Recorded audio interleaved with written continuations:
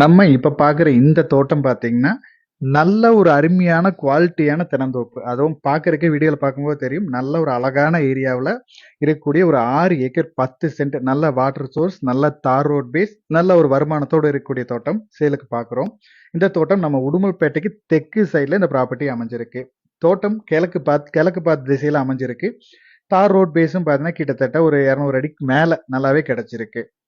என்ட்ரன்ஸும் கரெக்டா தோட்டத்தோட ஜலம் முறையில குடுத்துருக்காங்க. தோட்டம் ஃபுல்லாவே உங்களுக்கு ஃபென்சிங் பண்ணி நீட்டா கேட்டும் போட்டிருக்காங்க. வெளியே தெரியுது இது ஒரு பெரிய கிணறு. அது ஜலமூலையில இருக்கு. இது வந்து நம்மளுக்கு கூட்டுல வந்துருது.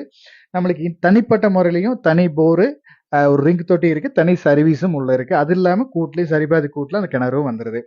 இப்ப நம்ம போற ஏரியாவுல இருக்கக்கூடிய மரங்கள் வயசெல்லாம் பார்த்தீங்கன்னா, ஏறக்குறைய எல்லாம் 10 வயசு கீழ இருக்கக்கூடிய மரங்கள்.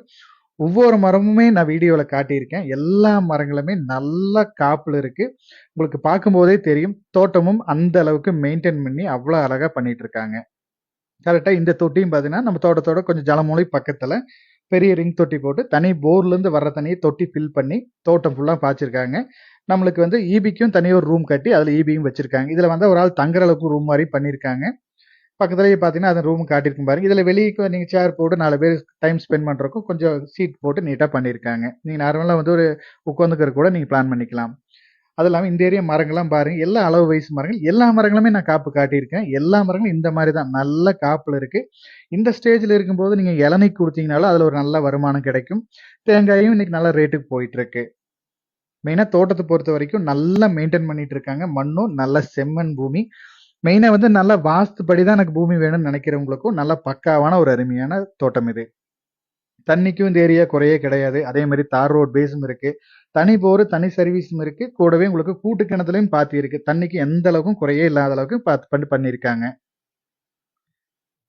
மரங்கள் எல்லாமே நாட்டு மரங்கள்னால உங்களுக்கு காப்பும் நல்லா இருக்கு. அடுத்து பாதி மரங்கள் அத நான் வீடியோல காட்டுறேன் பாருங்க. அது எல்லாமே ஏறக்குறைய 20 வயசு மரங்கள். அதுவும் பார்த்தீங்கன்னா, நல்ல காப்பு. அதுவும் எல்லாமே நாட்டு மரங்கள். அதுவும் பாருங்க நல்ல காப்புல இருக்கு. தோட்டம் பார்த்தீங்கன்னா, ஒரு பார்க் மெயின்டெயின் பண்ற மாரி பண்ணிட்டு இருக்காங்க. ஒரு பார்க்குள்ள போனீங்கன்னா, எந்த ஒரு ஃபீல் குடுக்குமோ, அந்த அளவுக்கு பார்க் மாரி மெயின்டெயின் பண்ணிட்டு இருக்காங்க.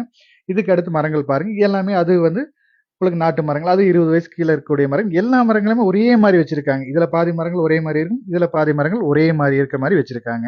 நல்ல ஒரு அருமையான தோட்டம். நீட்டான ஏரியாவுல நல்ல ஒரு அழகான தோட்டம் வேணும். எல்லா ஃபெசிலிட்டியோட வேணும்னு நெனச்சீங்கன்னா, நல்ல ஒரு தரம்